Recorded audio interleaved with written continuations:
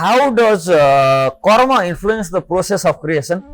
So, karma, the law of cause and effect, determines the condition and circumstances of individual being within the cycle of creation. Actually, it doesn't have anything to do with the entire creation.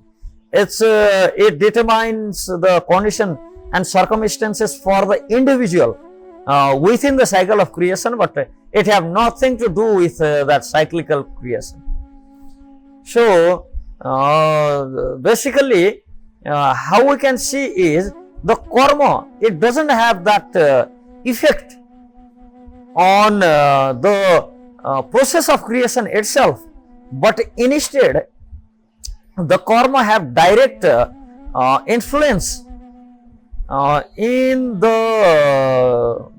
life of individual within the cycle of creation, but it's more associated with individual than the creation itself. So, because the ultimate creator or the supreme Brahma or the Bhagavan himself is not influenced by the mode of material nature and the karma, as Bhagavan Sri Krishna in Bhagavad Gita says, as he declares, Bhagavan Sri Krishna declares in Bhagavad Gita, saying that Janma Karma Chame Divyam, that all the worth, the actions of Supreme Being is Divya or the divine and is beyond the influence of mode of material nature. So, on that sense, since the individual soul misusing its free will try to enjoy independent, not accepting the authority of the creator, when we try to enjoy independent from our true identity or true constitutional position as per Vedic scriptures, then the this law of karma starts binding us, and this law of karma is binding us based on the ignorance, based on the trigun, based on the action we perform, and based on the attachment towards the material world and the action we perform. So, basically, the karma, it doesn't have any influence if we are not basically attached with the fruit of that karma. So, example can be given. Suppose we cook some food, and during that cooking process, by mistake, it happened to be put more turmeric and more salt.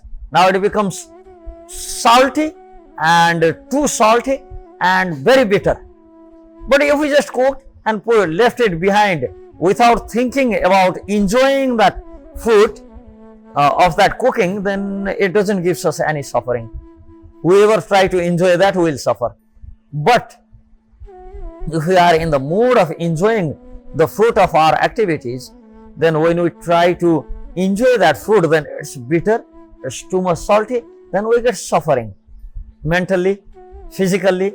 So, basically, the karma or the law of cause and effect that determines the condition and circumstance of individual being, but it have nothing to do with the cycle of whole creation. It's an individual thing. Law of karma is individual thing rather than the universal, any influence it have in the process of creation. So, we should take this law of karma as an individual. Each and every individual, they have the laws of cause and effect based on their karma, based on their past action, based on their past deeds.